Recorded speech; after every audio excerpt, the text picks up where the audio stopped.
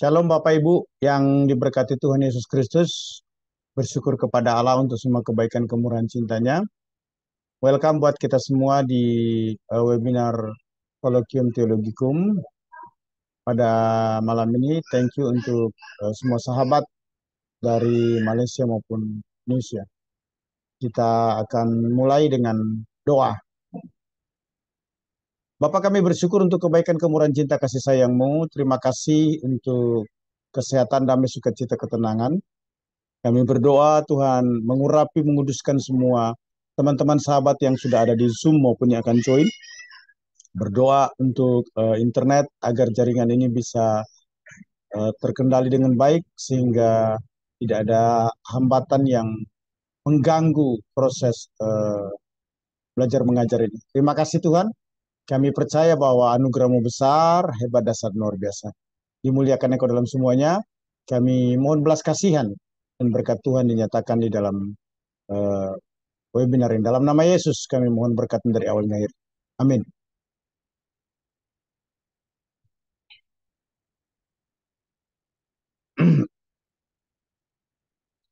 Kita langsung di eklesiologi ya.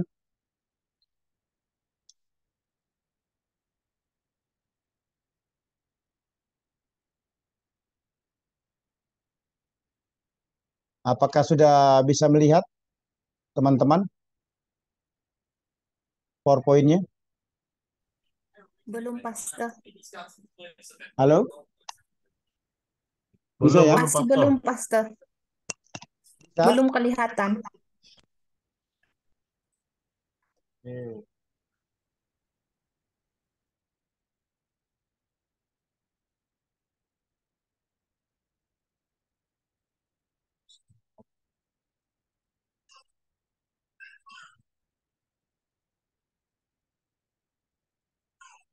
Kalau ini sudah bisa lihat ya.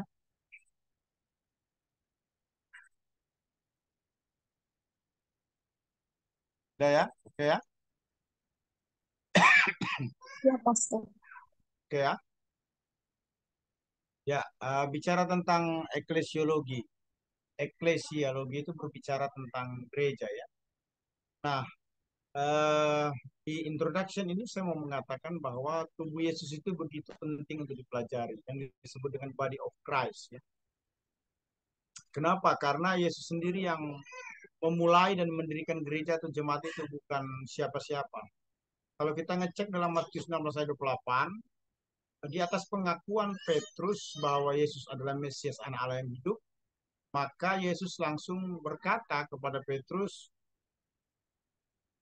aku akan mendirikan jemaatku dan alam maut tidak akan menguasai.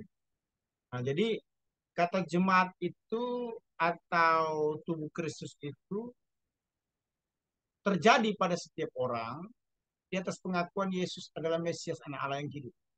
Dengan kata lain bahwa ketika seseorang mengaku Yesus adalah Tuhan, dia adalah gereja. Dia body of Christ, tubuh Kristus ya. Nah, bagaimana dengan tubuh manusia Yesus Kristus? Atau Yesus sebagai manusia sejati, itu dua hal yang berbeda ya. Kalau kita memperhatikan tubuh manusiawi Yesus itu memang ditekankan di dalam perjanjian baru ya, bahwa tubuh Yesus itu real, tubuh Yesus itu nyata. Kenapa? Karena secara kristologi dari abad 1 sampai abad ketiga itu terjadi permasalahan teologia yang begitu tajam. Apa itu? Eh, Adanya konsep-konsep yang muncul yang melemahkan tentang Yesus sebagai manusia sejati. Nanti pertanyaan, kenapa kok Yesus sebagai manusia sejati itu menjadi begitu penting? Karena ada pengajaran yang namanya docetisme, yang menyatakan bahwa tubuh Yesus itu tidak real, tubuh Yesus itu tidak nyata. Ya, mungkin bisa seperti hantu. Nah, kita menolak konsep itu ya, kita menolak pemahaman itu. Kenapa kita menolak konsep atau pemahaman itu? Karena uh, ujung-ujungnya daripada menolak kemanusiaan Kristus secara jasmani itu sebenarnya adalah antikris. Kenapa saya katakan demikian? Karena kalau kita ngecek dalam 1 Yohanes 4 ayat 2 sampai 3 itu terlihat jelas ya. Ada konsep yang dibangun yang menolak tentang kemanusiaan Kristus. Nah, kenyataan tubuh Kristus ini artinya Yesus secara manusia, manusia sejati itu benar-benar ada ya. Jadi Yesus itu betul-betul manusia sejati. Nah, itu sebabnya kenapa kok kita menolak konsep Yesus 50% Tuhan, ilahi, 50% manusiawi. Rumusnya kan yang namanya 100% itu 50-50 atau 30-30 atau 10-90. Inilah keunikan iman Kristen yang tidak bisa dipahami dengan akal tapi melampaui akal. Bahwa tubuh Yesus itu 100% manusiawi. Jadi di dalam diri Yesus itu berdiam 100% manusia ilahi, 100% sang ilahi. Yesus bukan hanya manusia sejati, tapi dia adalah Allah sejati atau Allah sungguh-sungguh. Yesus harus mengenakan tubuh manusiawi. Kenapa? Karena kalau Yesus tidak mengenakan tubuh manusiawi, bagaimana karya penyelamatan itu bisa selesai? Bagaimana proses pendamaian antara manusia berdosa dengan Allah Bapa yang Maha Suci? Itu tidak bisa terjadi kecuali harus melalui proses yang namanya ada korban yang dipersembahkan, yaitu Yesus. Nah, reconciliation atau pendamaian ini, kalau kita cek Ibrani 10 ayat 20, ingat baik-baik, itu tidak pernah terjadi bila Yesus tidak memiliki tubuh manusia sejati.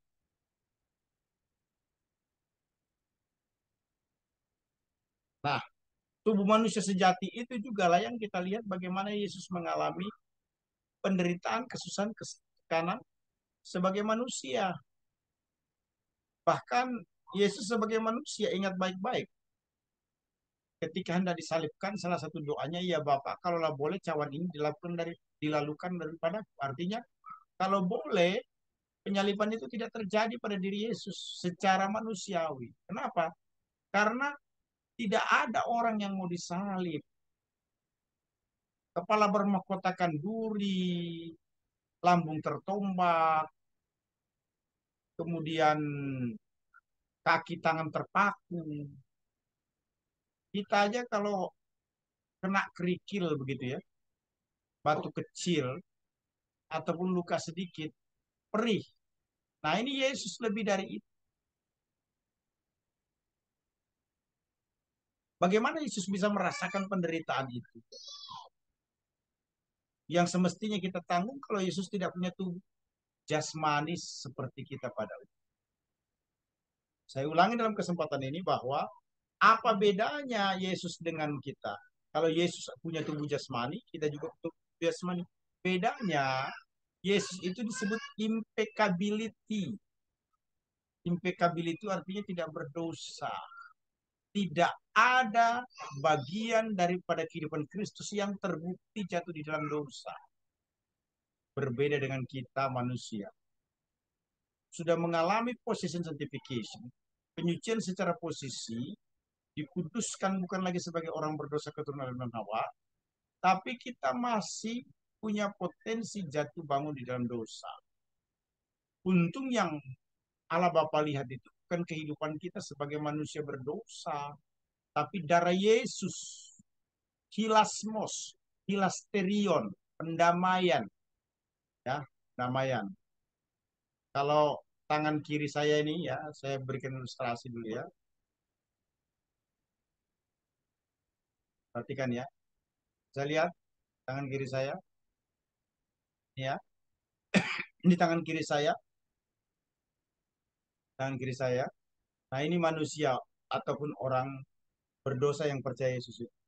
Yang dilihat oleh Allah Bapa itu bukan manusia yang berdosa. Tangan kanan saya ini bukan ini ya, bukan. Saya goyang-goyang, bukan ini. Tetapi yang Allah Bapa lihat itu adalah darah Yesus. Ini yang disebut dengan hilasmos atau hilasterion dalam bahasa Yunani itu. Jadi dari tempat maha tinggi yang Allah Bapa lihat itu bukan saya sebagai manusia berdosa, bukan Hana sebagai manusia berdosa, tetapi darah Yesus. Nah, yang dilihat oleh Allah Bapa itu bukan tangan kanan saya ini ya, tapi tangan kiri saya ini. Sehingga bagaimanapun juga setelah kita terima Yesus, kita tidak bisa disebut sebagai orang berdosa, tapi disebut sebagai orang suci, orang benar. Kenapa? Karena yang Tuhan lihat bukan kita sebagai manusia orang berdosa, tapi darah Yesus. Ilasmos yang menutupi, yang membungkus kita. Itu yang dilihat oleh Allah Bapa. Nah, dalam pergumulan hari ke hari, kita butuh komitmen untuk berkenan, kan? Memuliakan dan meninggikan nama Tuhan, ya. Apa itu ya? Oke, saya lanjutkan slide-nya. Nah, perlu dipahami bersama-sama bahwa eh,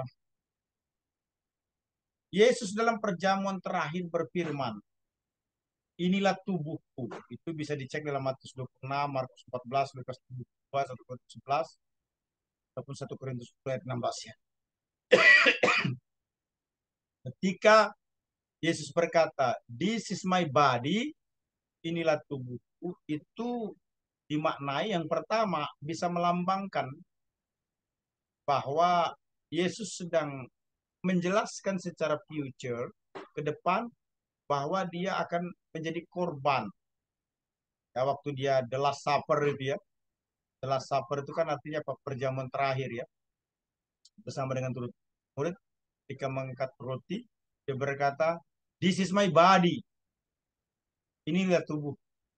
Ketika dia mengangkat roti itu, ingin menekankan, ingin menjelaskan bahwa Yesus sedang mengajak murid-murid untuk memahami dan menyadari tubuhnya itu akan menjadi korban untuk penebusan dosa. Atau pengertian yang sama adalah it's me. Ini adalah saya. Saya apa? Tubuh saya yang akan disalibkan.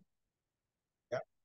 Nah, tubuh Kristus menurut Paulus dalam 1 Korintus 10 ayat 16, pasal 12 ayat 27 itu mengacu kepada body of Christ, orang percaya. Ya. Jadi perlu dipahami ya, tubuh Kristus ada yang disebut tubuh Yesus itu sendiri sebagai manusia sejati. Yang kedua, bisa juga adalah sekelompok orang percaya. Kalau kita cek Roma 12 ayat 5 itu menyatakan apa? Satu tubuh dalam Kristus. Menekankan apa?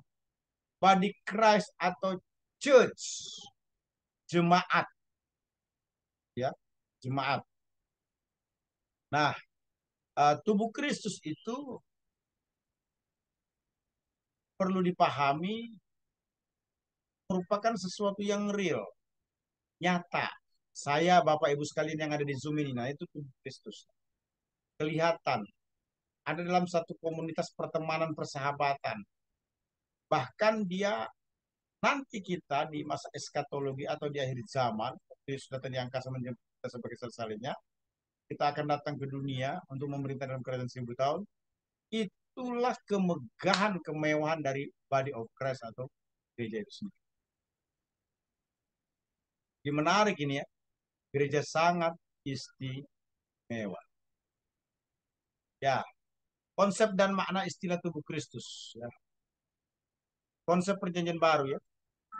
Konsep tentang gereja itu ada yang berkata gereja itu gedungnya, ada yang berkata gereja itu adalah orang percaya itu sendiri.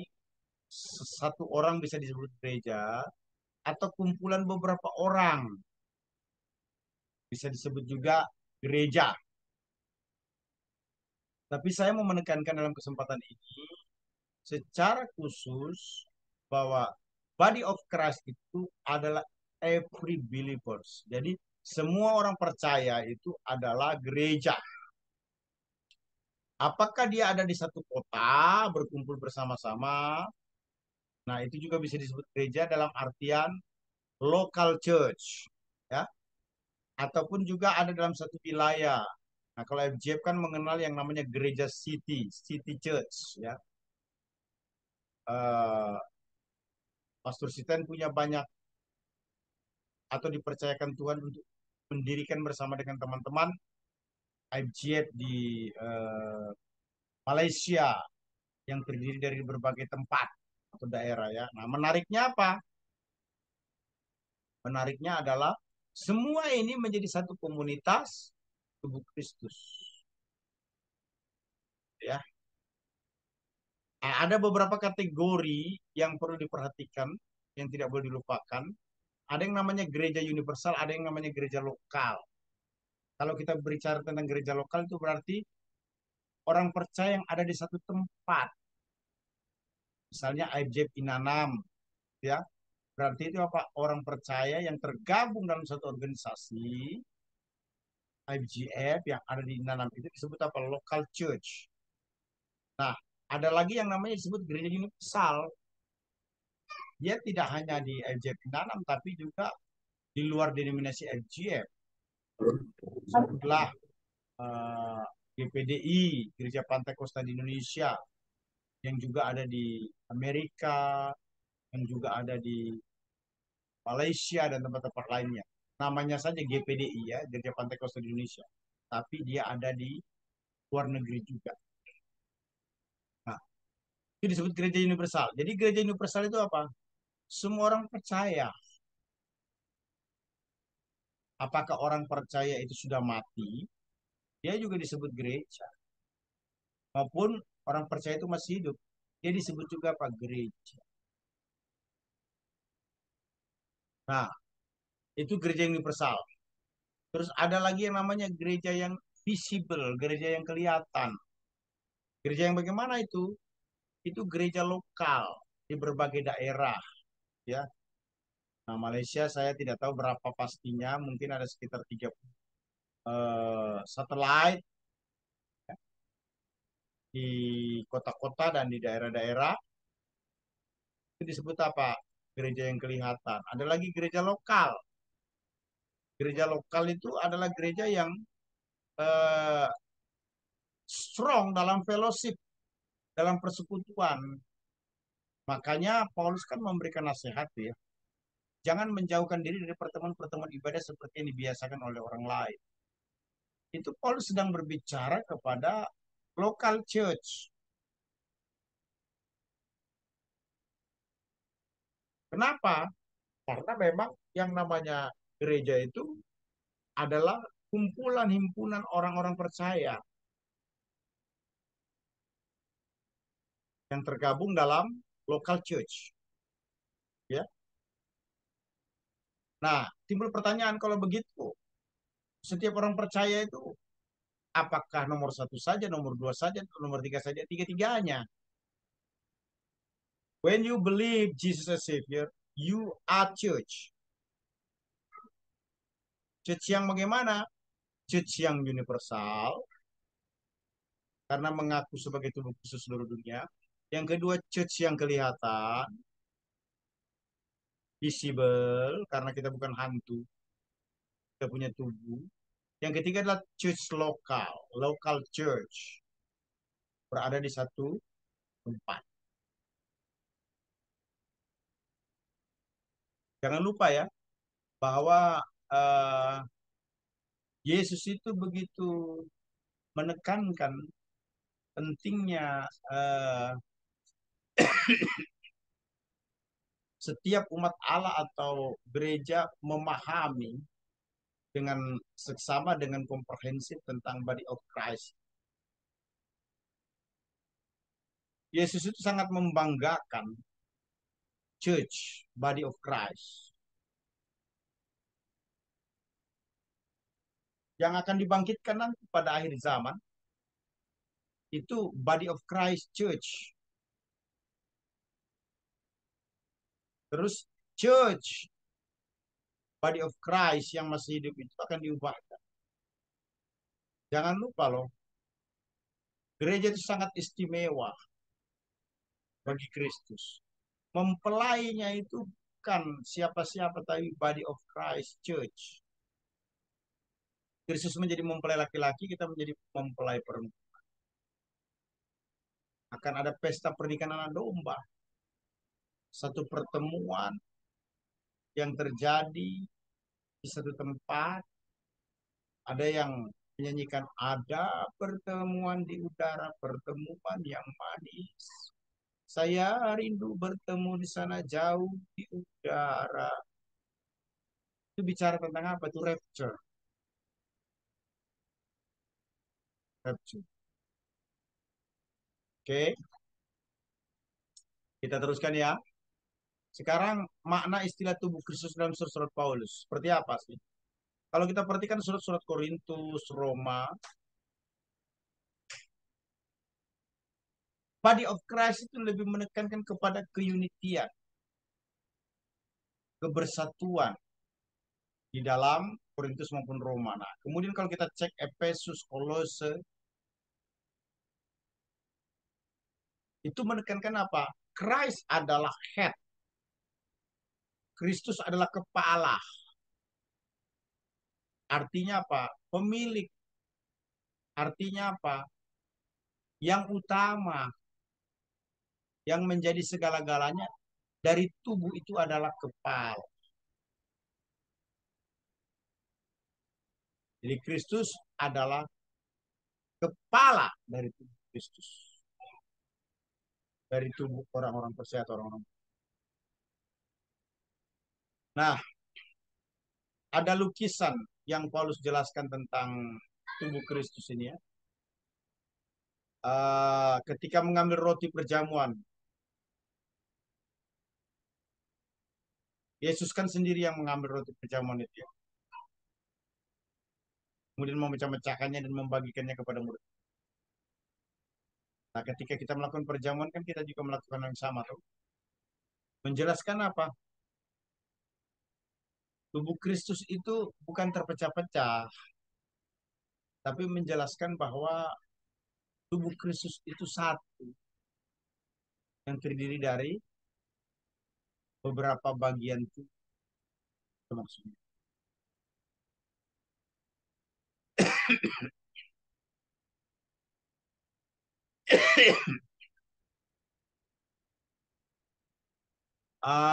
Yang perlu diperhatikan tentang kiasan-kiasan tentang body of Christ ini,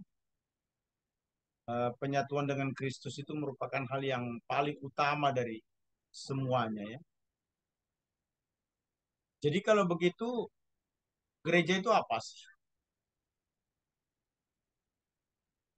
Gereja itu dapat dipahami sangat dependen, sangat bergantung pada Kristus.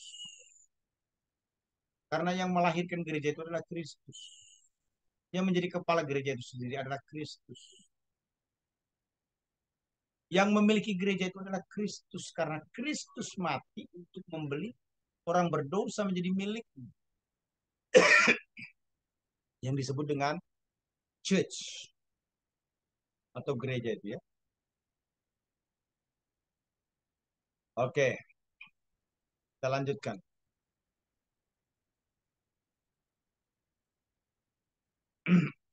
Masih bicara konsep dan makna tubuh Kristus ya.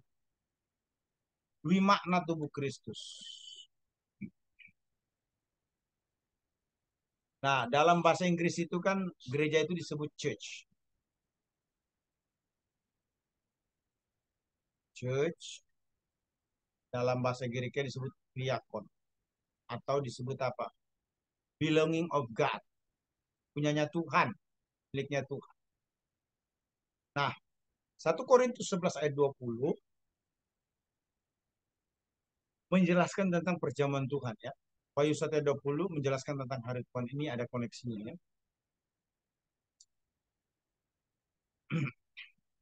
Jangan lupa bahwa yang disebut dengan church adalah merupakan komunitas orang-orang yang menjadi milik Tuhan. Apakah orang itu bernaung dalam satu denominasi atau merupakan gabungan-gabungan dari komunitas-komunitas auditorium Yesus.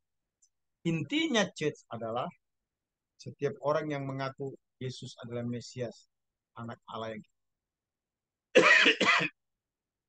itu tadi dalam bahasa Inggris ya. Dalam bahasa Ibrani, kahal. Kahal itu bisa diartikan sejumlah orang yang berhimpun bersama atau eklesia.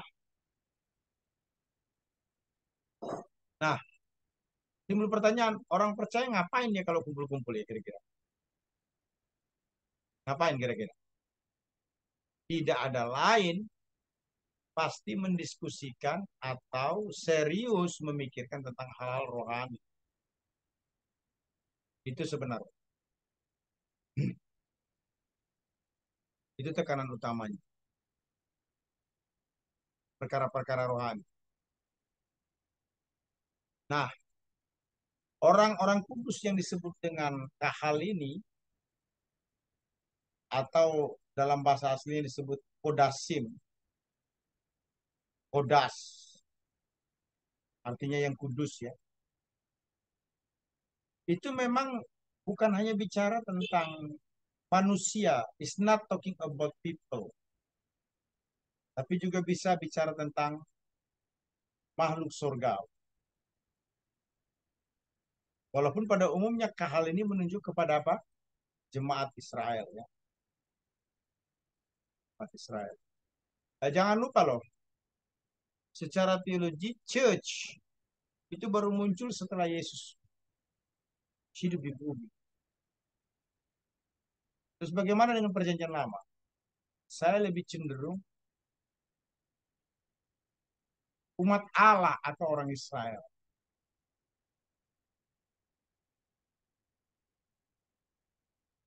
Eklesia tidak bisa dilepaskan dengan fellowship atau perhimpunan. Nah, itu sebabnya eklesia itu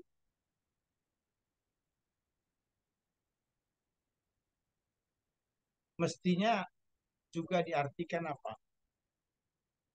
Dipanggil bersama untuk join together, connected dengan Christ.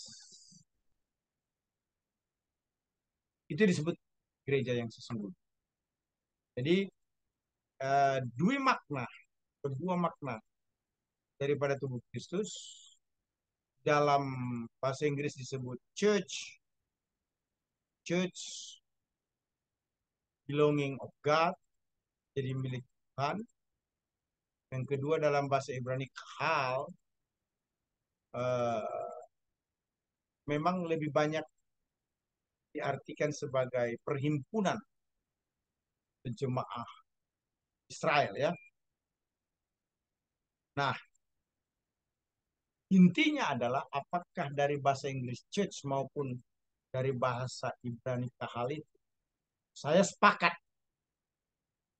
bahwa tekanan utama church, body of Christ, kahal, itu adalah orang yang dipanggil untuk bersama. Union with Christ, menyatu dengan Kristus. Seperti yang saya sampaikan di kemarin malam. Jadi dipanggil yang dimaksudkan di sini, dipanggil untuk bersatu dalam Kristus. Ya, oke. Saya kasihkan kesempatan untuk bertanya. Silakan.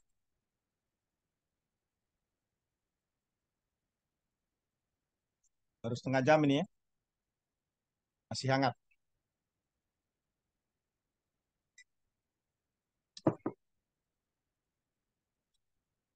Ini question?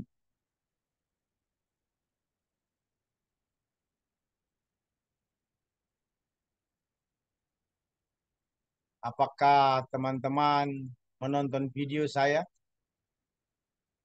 dan sudah membaca buku saya?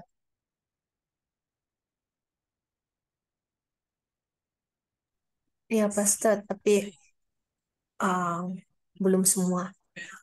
Oke, no problem. Uh, Give me explanation. Berikan saya penjelasan dari apa yang ditonton maupun buku yang dibaca. Mungkin berkat yang Ah, didapat atau ada kritik untuk memperbaiki. I think it's okay ya. Silakan. kalau kalau dari siapa yang saya belajar daripada bahagian pemuasan yang dikerjakan Yesus Kristus adalah Yesus Kristus ditentukan Allah menjadi jalan perdamaian oleh darahnya dan dibuat untuk menunjukkan keadilannya. Ia telah membiarkan dosa-dosa yang terjadi dahulu pada masa kesabarannya. Itu yang saya pelajari, Pastor. Good, Thank you. good, good, good. Begitu. Supaya kalau ditanya itu ada statement gitu ya. Ada pernyataan. Ini jangan sampai webinar ini menghabiskan waktu, tenaga, dan lain sebagainya, eh, tidak memberi efek. Jadi buat teman-teman sahabat yang mengikuti webinar ini harus different, harus berbeda dengan orang yang tidak mengikuti. Kenapa? Ada sesuatu yang ditangkap, ya. Ada sesuatu yang dipegang, ada sesuatu yang dipahami, ada sesuatu yang bersifat apa progres. Thank you, Ibu Patrick. Yang lain silakan.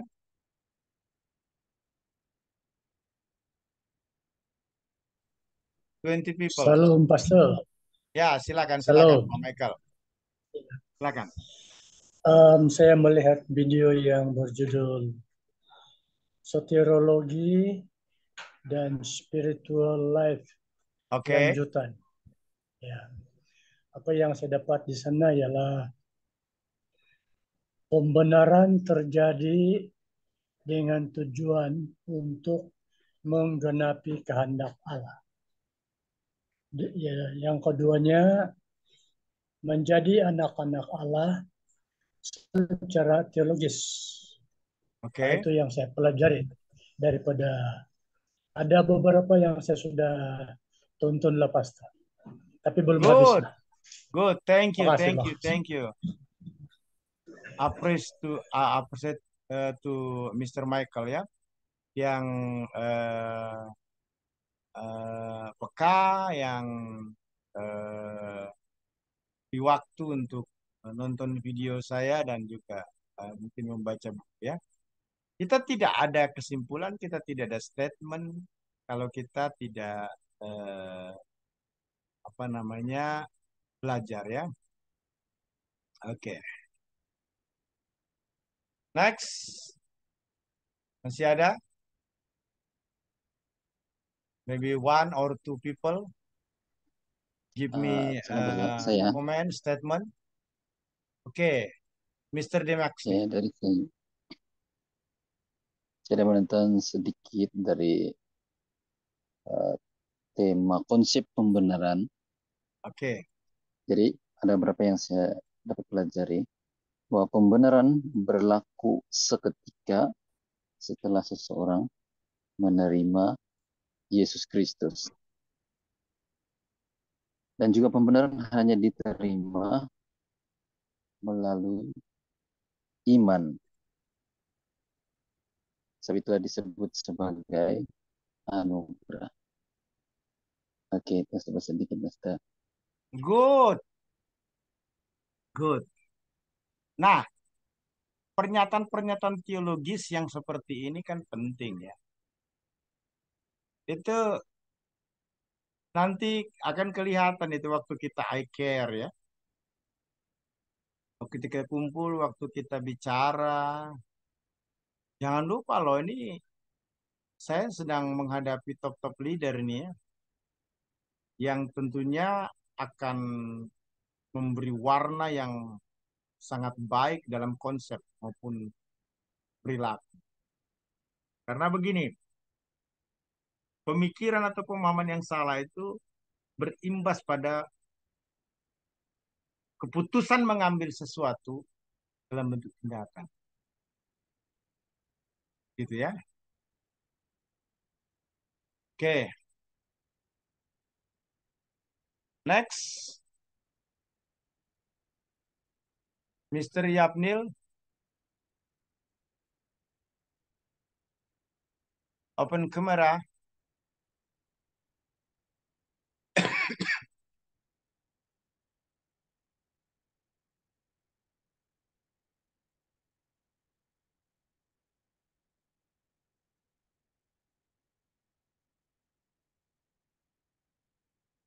Oke.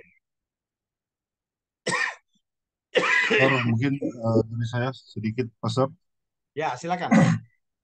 tentang video yang makna istilah tubuh Kristus dalam surat-surat Paulus itu. Sebentar tadi itu. Mungkin kalau ada yang salah dari saya, mungkin mohon dimaaf. Sebab saya melihat ataupun mungkin ada pandangan dari yang lain juga lah. Yang saya dapat istilah tubuh Kristus itu dalam surat Paulus merujuk kepada konsep teologi yang sangat penting dalam ajaran Paulus tentang gereja dan hubungan antara Kristus dan umatnya. Nah, dalam pemahaman Paulus itu, tubuh Kristus adalah sebuah metafora yang menggambarkan gereja sebagai satu kesatuan organik yang dipimpin oleh Kristus sebagai kepala gitu. Nah, Good. ada beberapa surat Paulus yang merincikan makna istilah tubuh Kristus itu.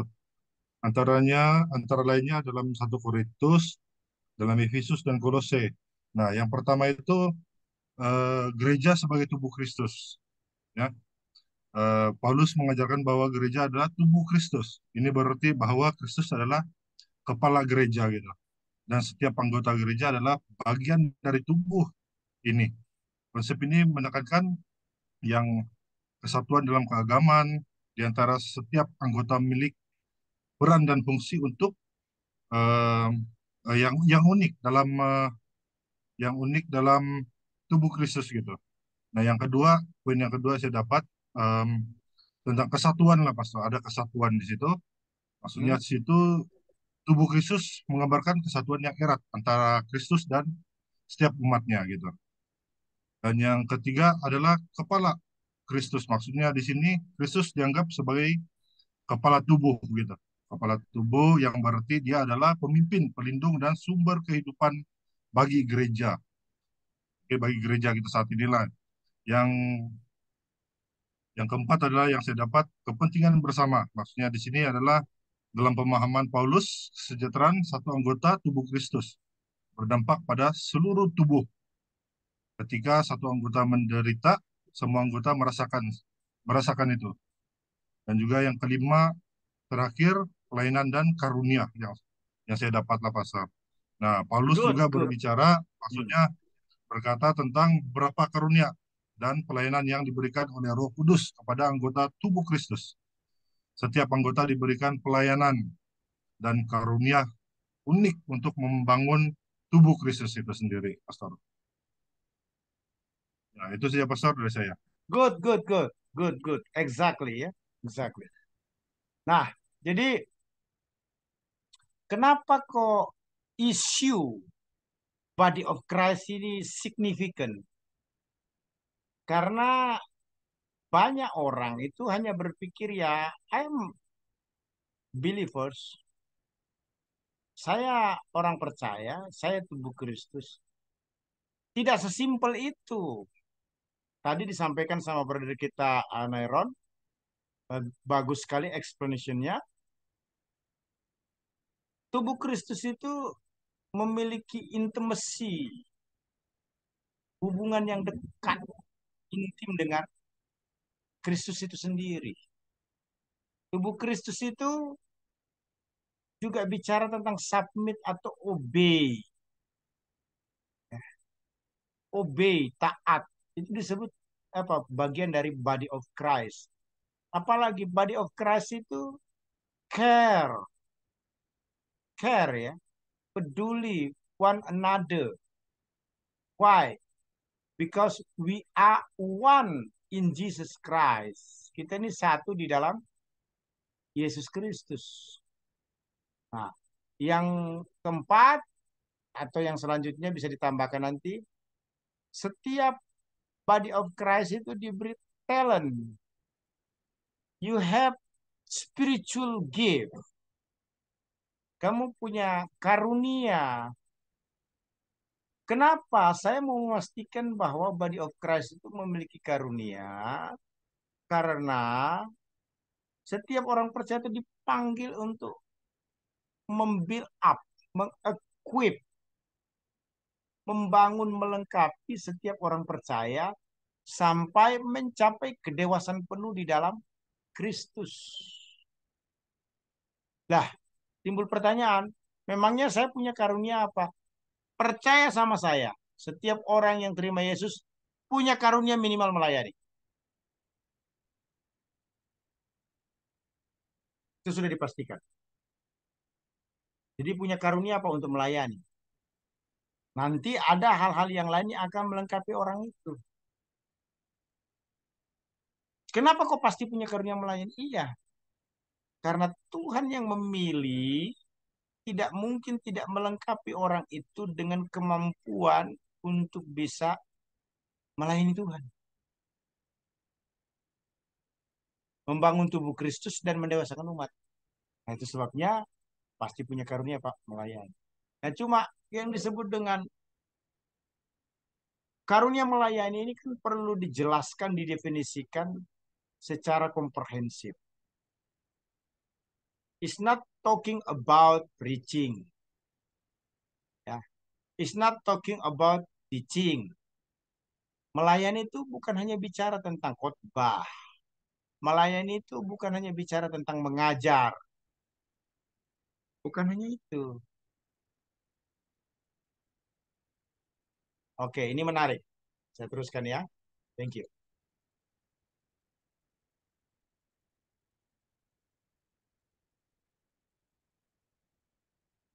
Saya lihat ya, slide-nya ya.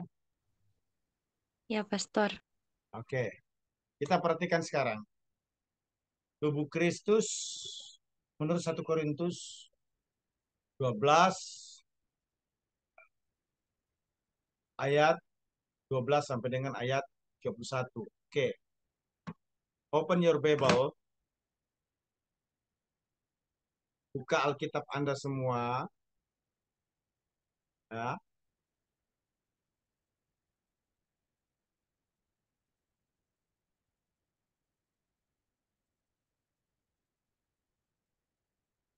Silakan buka.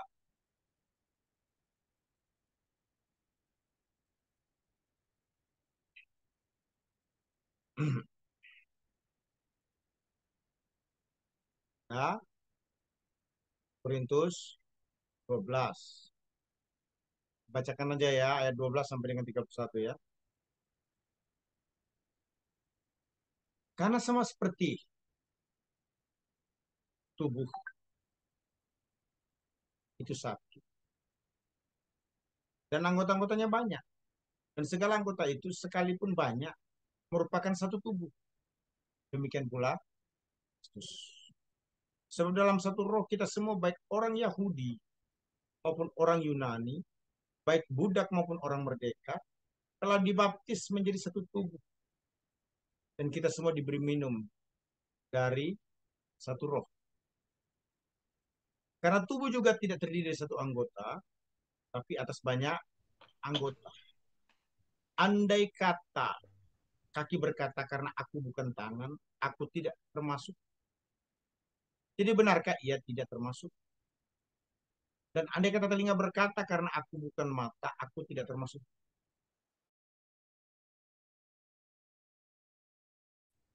Iya, kayaknya jaringan di tempat Pastor Hanes ini lagi ada gangguan. Oke. Bisa dengar? Ah, ya Saya bisa, Pastor. kembali di 1 Korintus 12. Kembali di 1 Korintus 12 ya. Ayat yang ke-12. Kita baca ya. Karena sama seperti tubuh itu satu dan anggota-anggotanya banyak dan segala anggota itu sekalipun banyak merupakan satu tubuh. Demikian pula Kristus. Sebab dalam satu roh kita semua baik orang Yahudi maupun orang Yunani, baik budak maupun orang merdeka telah dibaptis menjadi satu tubuh. Dan kita semua diberi minum dari satu roh. Karena tubuh juga tidak terdiri dari satu anggota, tetapi atas banyak anggota. Andai kata kaki berkata karena aku bukan tangan, aku tidak termasuk tubuh. Jadi benarkah ia tidak termasuk tubuh? Dan andai kata telinga berkata karena aku bukan mata, aku tidak termasuk tubuh. Jadi benarkah ia tidak termasuk tubuh? Andai kata tubuh seluruhnya adalah mata, di mana kependengaran? Andai kata seluruhnya adalah telinga, di mana penciuman? Tetapi Allah telah memberikan kepada anggota masing-masing secara khusus suatu tempat pada tubuh seperti yang dikehendaki. Andai kata semuanya adalah satu anggota, di mana tubuh? Memang ada banyak anggota, tetapi hanya satu. Jadi mata tidak dapat berkata kepada tangan, aku tidak membutuhkan engkau. Dan kepala tidak dapat berkata kepada kaki, aku tidak membutuhkan.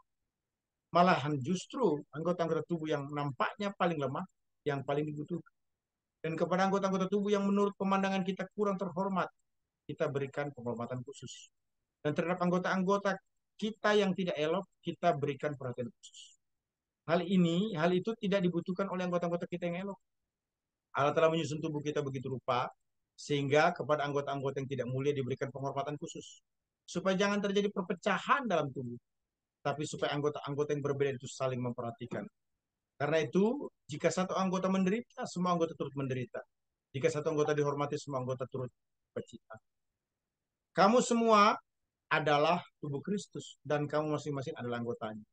Dan Allah telah menetapkan beberapa orang dalam jemaat, pertama sebagai rasul, kedua sebagai nabi, ketiga sebagai pengajar.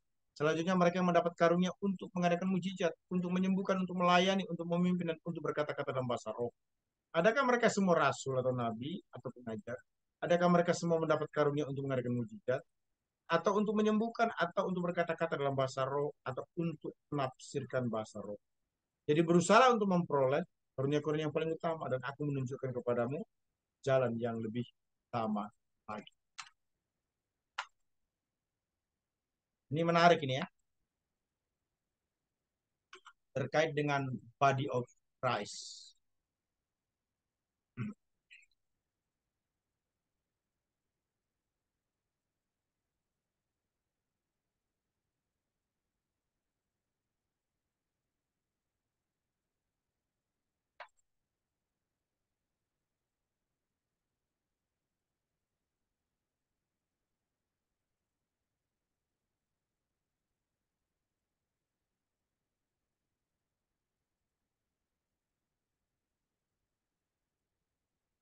Oke, ya.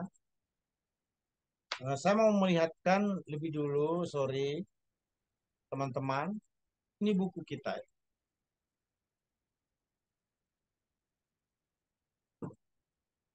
Dalam kemurahan Tuhan dengan penuh kerendahan hati saya mau katakan percaya. Saya mengajar teologi yang alkitabiah.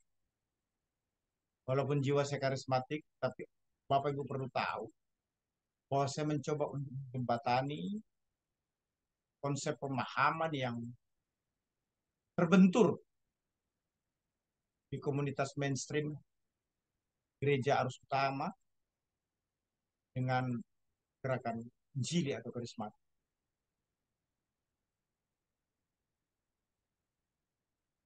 Tulisan ini saya kira satu tulisan yang sangat baik karena jika saya ada di Amerika, khususnya di Metuchen, di New Jersey, saya menyelesaikan tulisan ini sembari ada dalam pelayanan.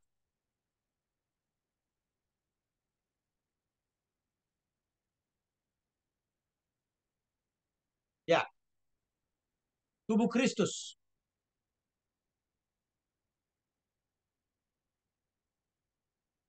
Seperti apa tubuh Kristus menurut 1 Korintus 12 ayat 12 sampai 31? Yang pertama itu tubuh Kristus yang berkomitmen menjadi dewasa. Dewasa itu di mana ayatnya? 12 sampai 20. Korintus 12. Nah, dewasa itu sendiri artinya apa sih? Kedewasaan itu diukur dari kesatuan. Ayat 12 sampai 13.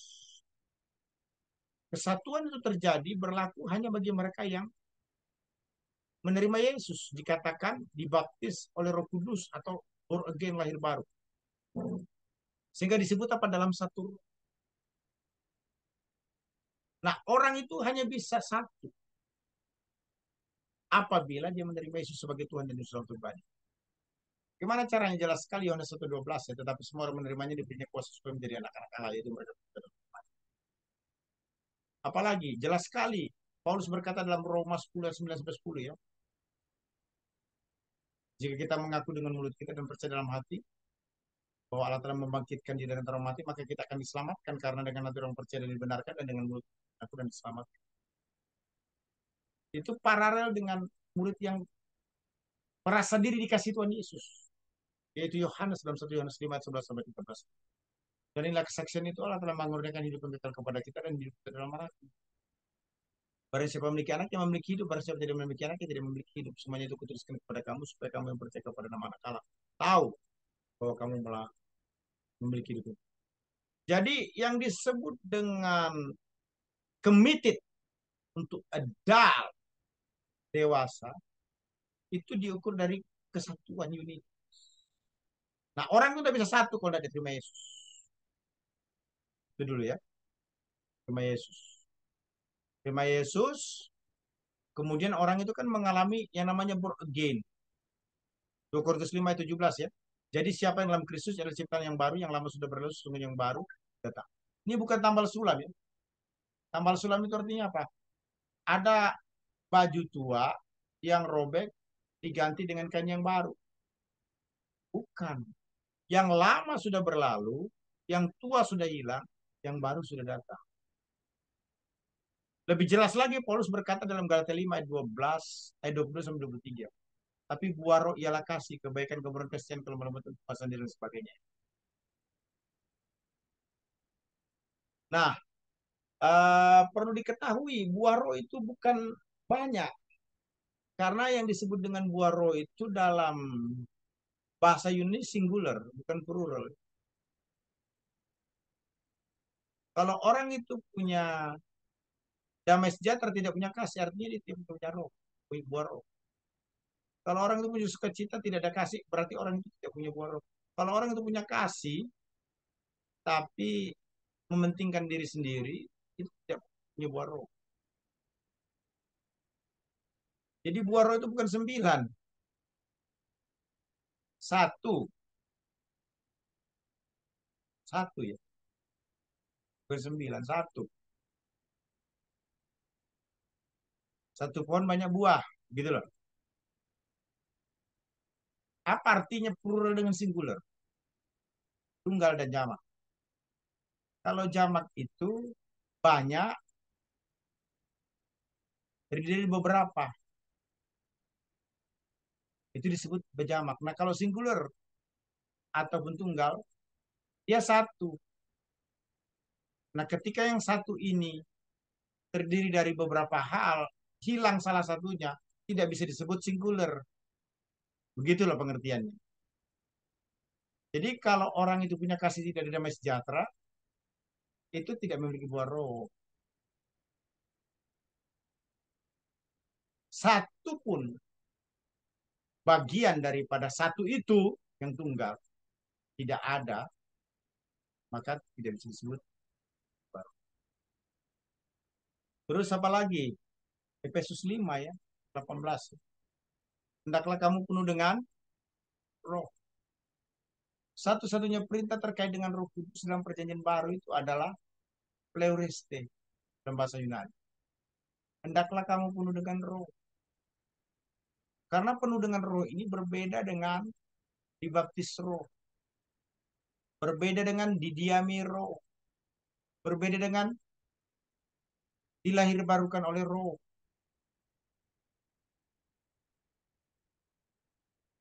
Kok bisa begitu? Iya.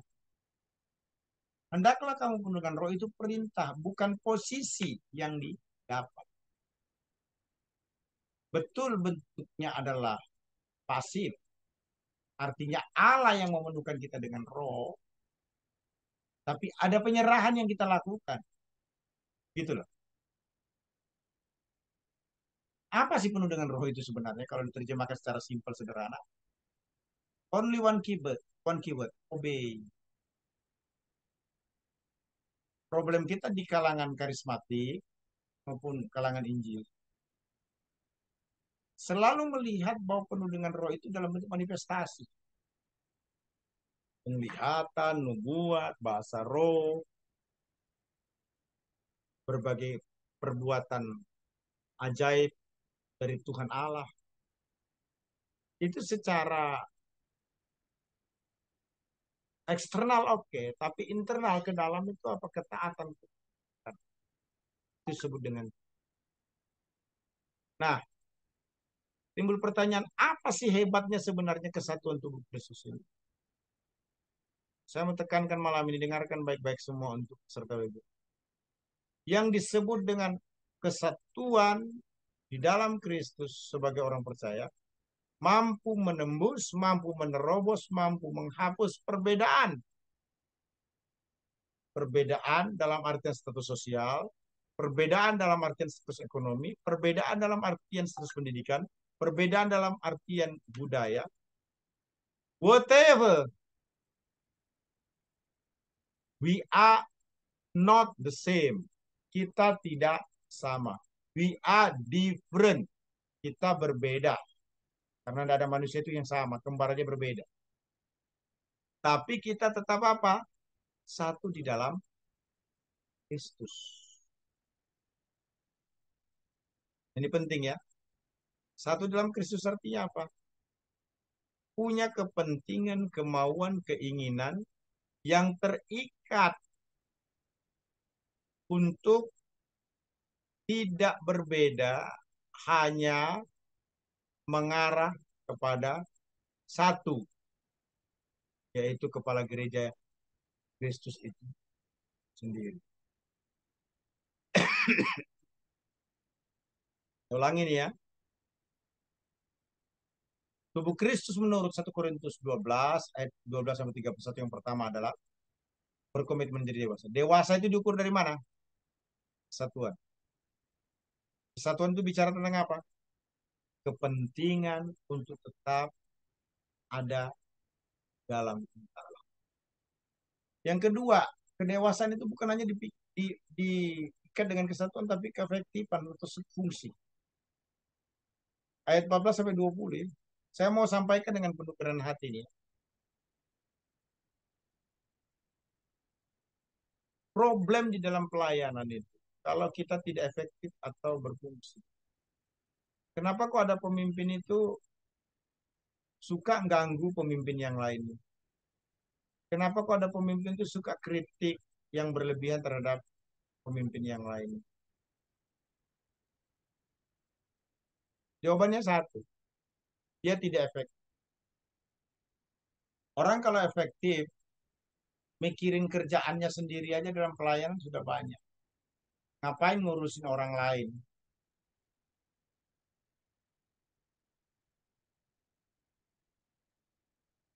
Itu sangat serius. Perhatikan di dalam pelayanan penggempalaan. Kalau sudah mulai ada majelis hamba Tuhan, gerasa gerusu. Gerasa gerusu itu apa? Tidak tenang, tidak nyaman, suka mengganggu. Ya, selalu ingin jadi fenomenal di dalam pelayanan.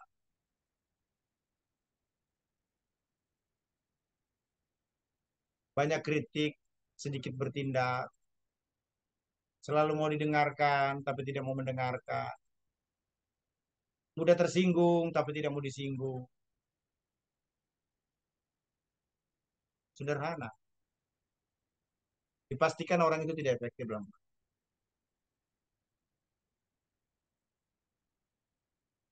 Sebaliknya orang yang efektif apa? Dia concern, dia fokus mengerjakan apa yang Tuhan percayakan atau gereja percayakan kepada diri. Kenapa? Karena bagi dia pelayanan yang ada saja untuk menyelesaikannya dengan baik tidak mudah. Ngapain ngurusin orang?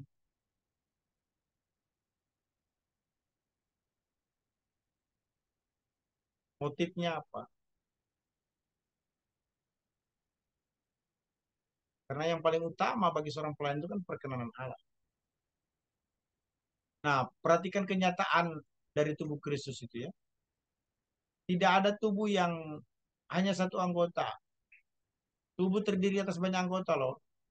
Tidak ada anggota tubuh kita ini semua tangan, semua mata, semua kaki. Tidak ada. Ada tangan, dua, kaki dua, kepala satu, telinga dua, lubang hidung dua. Timbul pertanyaan, untuk apa itu semuanya? Ada fungsinya, ada kepentingannya.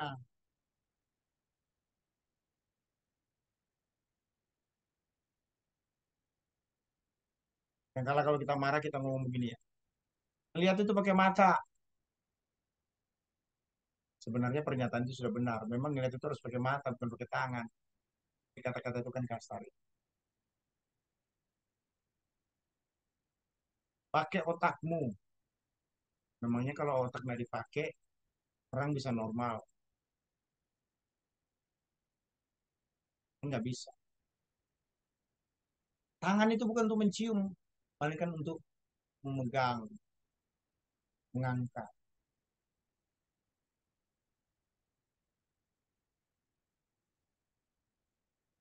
Apa artinya? Setiap anggota tubuh harus memainkan perannya. Tidak ada anggota tubuh yang tidak memainkan perannya.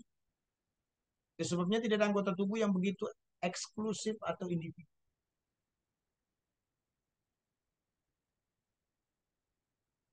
Perempuan itu memang perawatan wajah paling banyak budgetnya. Supaya kelihatan cantik.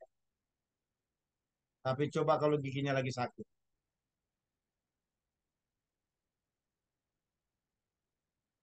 Cantik pun juga. Dia kan tidak bahagia. Karena giginya lagi sakit.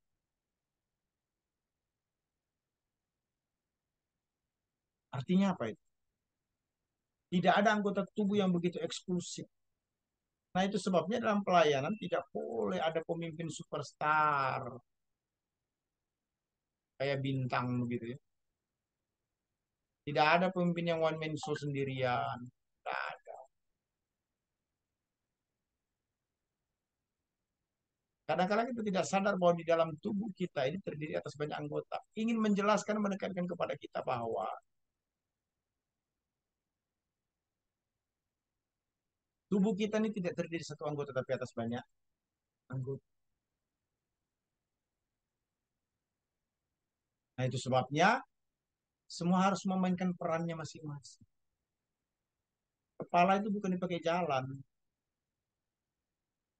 kaki yang dipakai jalan.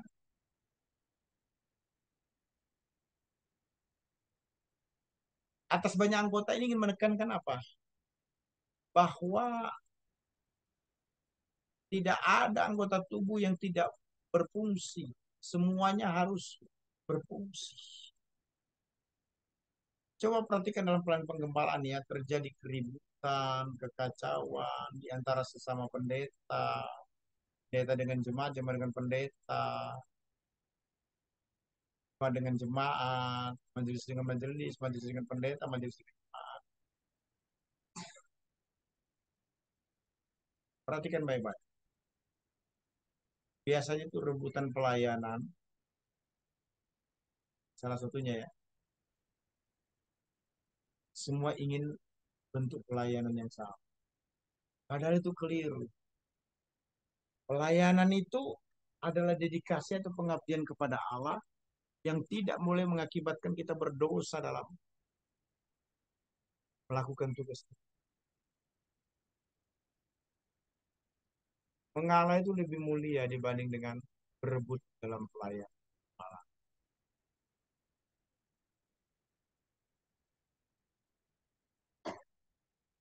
Nah, itu sebabnya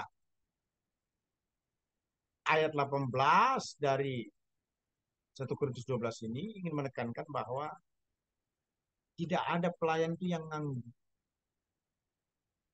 Tidak ada anggota tubuh itu yang tidak berfungsi.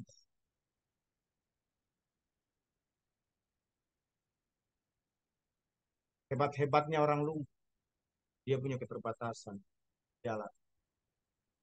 Hebat-hebatnya orang buta, dia punya keterbatasan dalam melihat.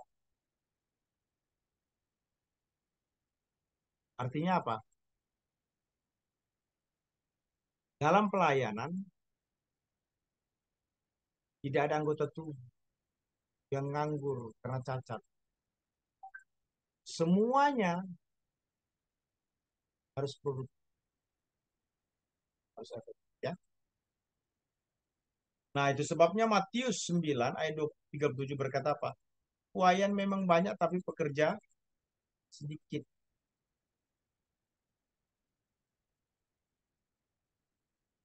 Sorry ya, kamu sampaikan. Kenapa orang itu tidak menjadi efektif?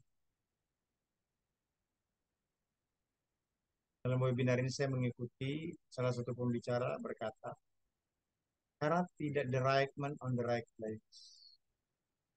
Bukan orang yang tepat di tempat yang tepat.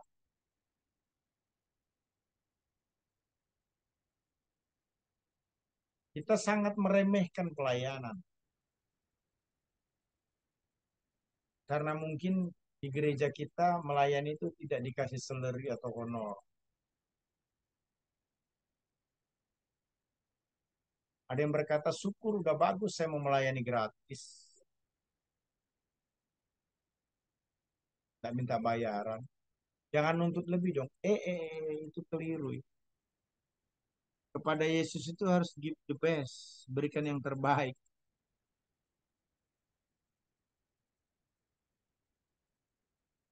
Tuhan tidak menuntut pelayanan kita. Tapi pelayanan adalah bagian dari rasa syukur atas keselamatan yang Tuhan berikan. Dan yang kedua, pelayanan itu untuk kepentingan diri kita sendiri yang diperhitungkan Tuhan. Yang ada nilainya nanti sebagai pertimbangan untuk memerintah dalam kerajaan 1000 tahun. Ya. Jadi konsep tubuh Kristus dalam 2 Korintus 12 ayat 12-31. Yang pertama itu adalah tubuh Kristus berkomitmen menjadi dewasa. Dewasa karena satu dalam Kristus. Dewasa diukur dari orang itu berfungsi atau menjadi kan menjadi troublemaker ya, atau menimbulkan masalah. Ya, ada pertanyaan? Silakan. Saya kasih kesempatan untuk bertanya.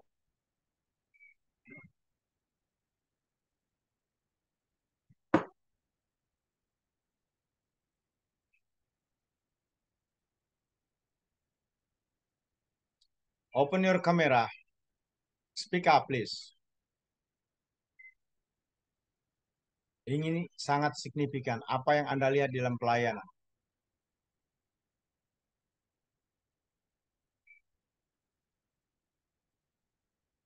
Terkait dengan body of Christ. Guru, Ya, ya, saya tertarik dengan perkara ataupun perkara hari ini, yaitu berkenaan dengan uh, kesatuan. Rupanya apabila kita bercakap tentang kesatuan itu banyak indah di dalam bahasa, tetapi di dalam kenyataan yang sebenar itu terlalu sukar. Karena kita melihat bukan sahaja gereja yang ataupun mula ada perpecahan, tetapi orang-orangnya juga, pemimpinnya juga mula ada perpecahan. Dan yang paling tidak senangnya di situ apabila ada sesuatu perkara berlaku sering merujuk ataupun sering dirujuk kepada firman. Seolah-olah firman itu menentang firman. Nah, kadang-kadang apa yang kita cakapkan itu ditentang dengan firman yang ada dalam Alkitab. Jadi saya katakan, kalau yang sedemikian, di mana kesatuannya? Itu dokter, pernyataan saya. ya. Eh, pertanyaan yang tidak mudah untuk dijawab ya. Unity itu bukan lip service. Artinya unity kesatuan itu bukan eh, ungkapan kata-kata untuk menyenangkan orang lain atau membuat kita supaya menjadi kelihatan kompak.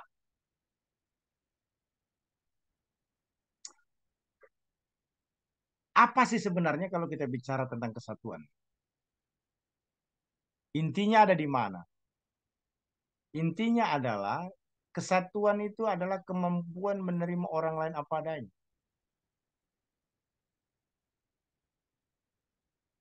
Di situ, itu intinya.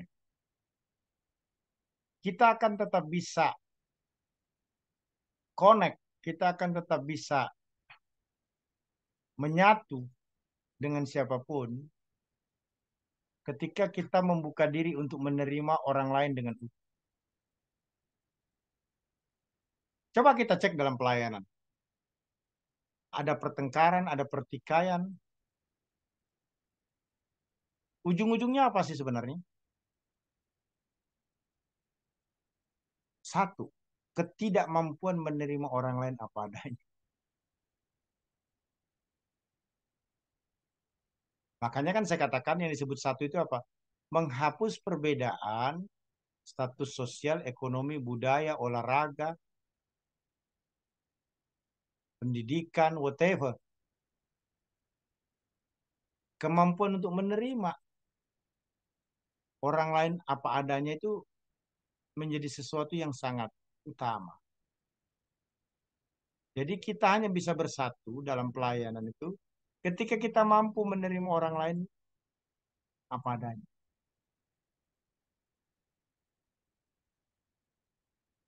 Ada orang yang ingin selalu menonjol dalam pelayanan. Tidak bisa diterima oleh teman-temannya yang lain. Selalu dia menjadi troublemaker, ribut dalam pelayanan. Nah, yang disebut satu itu apa? Selalu kita berkata begini, dia yang salah. Kenapa dia yang salah? Oh iya, karena dia dengan semua orang bermasalah. Hati-hati, kita sedang keliru. Semestinya dengan saya atau dengan Anda, dia berbeda. Orang itu kan butuh waktu di dalam pelayanan untuk mencapai kedewasaan. Tidak ada yang instan. Semua orang kan berproses dalam pelayanan. Coba Bapak Ibu lakukan dan pikirkan.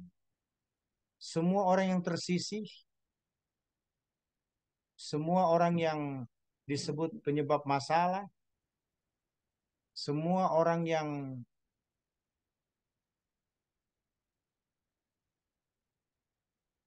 dicibirkan oleh orang lain, kita datang dengan penampilan yang berbeda. Pasti dia bisa membaur dengan kita. Caranya gimana? Mampu menerima orang itu secara utuh, apa adanya. Jadi konsepnya itu bukan mengubah orang lain dulu, tapi mampu menerima orang lain itu apa adanya. Setelah orang itu diterima apa adanya, besar kemungkinannya dia akan mengalami perubahan. Karena dia sudah menyatu dengan kita. Jadi jangan harapkan satu perubahan di dalam diri seseorang sebelum kamu mampu menerima orang itu apa adanya. Nah, kedewasaan rohani itu sangat membutuhkan kemampuan menerima orang lain apa adanya. Kalau orang ini cerewet, temannya tidak ada, kita harus mampu menerima orang itu apa adanya. Dia cerewet.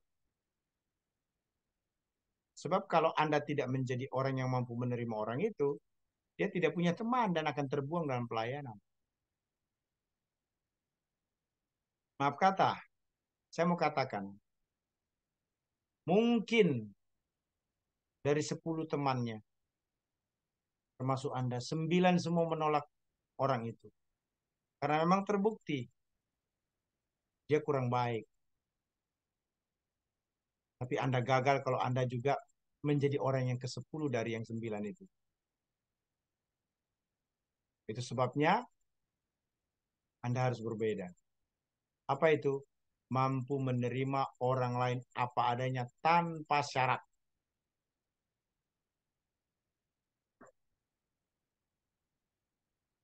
Setelah orang itu diterima apa adanya tanpa syarat, maka orang itu akan bertumbuh, mengenal Kristus dengan baik dan benar, bahkan dia mungkin akan menjadi best friend, teman terbaik dalam melakukan pelayanan atau tidak. Kenapa? Karena dia merasa diterima. Jadi konsep penerimaan itu merupakan hal yang utama dalam pemimpin. Ya, saya kira begitu ya, Pak Okyun ya. Thank you. Teman-teman yang lain silakan. Any question? Atau Oke, saya mau berikan statement, tanya silakan Pak. Pak Markus. Oke, jadi apakah konsep eklesia itu sendiri boleh kita bungkaitkan dengan apa yang dikatakan tentang okomene itu, Pak? Iya, Oikumene itu kan bicara tentang kalau disebut organisasi dia tidak menonjolkan Halo, satu Dr. Nas. denominasi kan? Kalau disebut organisasi ya. Nah, kalau disebut Oikumene dalam pengertian satu tidak menonjolkan organisasi karena body of Christ, saya kira sah-sah saja. Oke-oke saja ya. Mohon maaf, hasil pengamatan saya. Sebenarnya Oikumene itu merupakan jembatan berkata-kata untuk mengikat orang percaya menjadi satu dalam komunitas.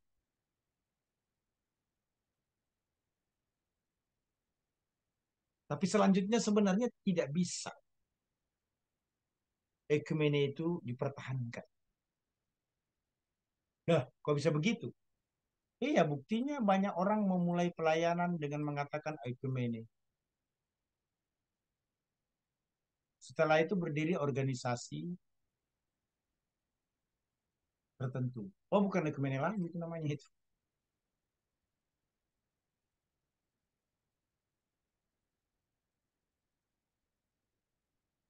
Karena kalau ekumene itu tidak melahirkan denominasi.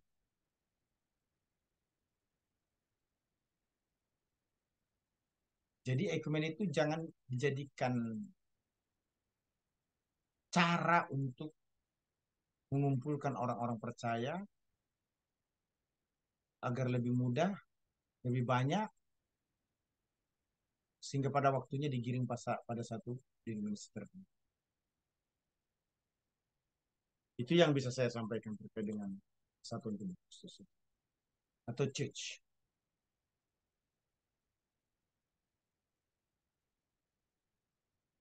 Saya lebih cenderung sih menggunakan istilah fellowship, persekutuan. Tidak ada perintah loh dalam Alkitab orang Kristen itu harus menyendiri-menyendiri. Tapi perintah dalam Alkitab, bahkan Yesus sendiri dalam doanya sampai hari ini dulu di sebelah kanan Allah Bapa adalah, ya Bapa jangan ambil mereka dari dunia ini karena mereka adalah milikku dan milikku. Aku berdoa kepadamu agar mereka menjadi satu.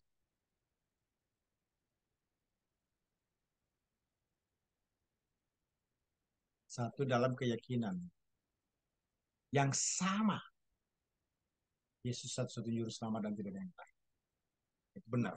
Sepakat. Ya, terima kasih ya. Pak Markus, masih ada lagi Pak Markus?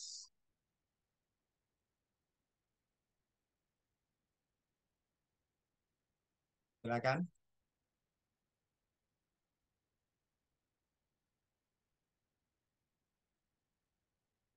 Oke, Sister Priscilla, open your camera.